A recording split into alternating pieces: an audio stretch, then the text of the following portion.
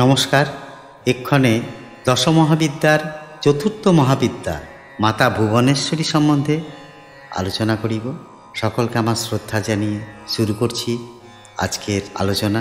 মাতা ভুবনেশ্বরী, পরমাশক্তি পরমেশ্বরী, জগৎ মোহিনী ভুবনেশ্বরী, তুমি সৃষ্টি ক্রিয়াশক্তি, জগৎ জননী ভুবনেশ্বরী।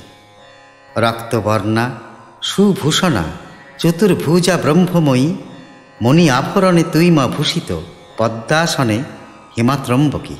মঙ্গলকারিণী দুঃখহারিণী, অভয়দায়িনী হাস্যবদনী, সন্তান স্নেহে শত অপরাধ, করিশ্মা ক্ষমা জগৎপালিনী।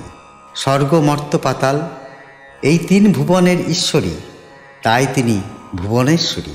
ইনার মূল বীজ হইল হ্রিং।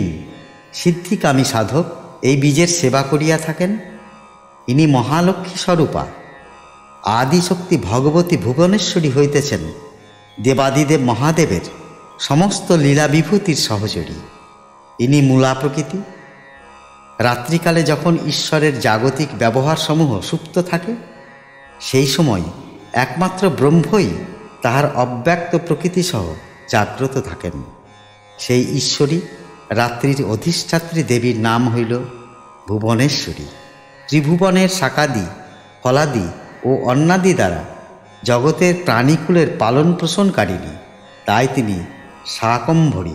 তিনি শতাক্ষী, শতচক্ষুতে এই ত্রিভুবন লক্ষ্য করেন বলিয়া তিনি মা শতাক্ষী। তিনি দুর্গমাসুরকে বধ করিয়া তাহার দ্বারা অপহৃত বেদগ্রন্থ দেবতাদের হস্তে ফিরাইয়া দিয়াছিলেন বলিয়া তিনি দুর্গা নামে খ্যাত। দেবী চতুর্ভুজা, এই মূর্তিতে তিনি বরাভয় প্রদায়িনী ও পাশ অঙ্কুশধারিণী।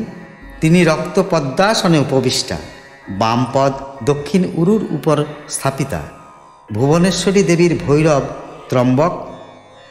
ইতিপূর্বে তৃতীয় মহাবিদ্যা ষোড়শী বর্ণনাকালে পাশ ও অঙ্কুশের বিস্তারিত ব্যাখ্যা দেওয়া হয়েছে, আর নতুন করিয়া ব্যাখ্যা দেওয়ার প্রয়োজন নাই।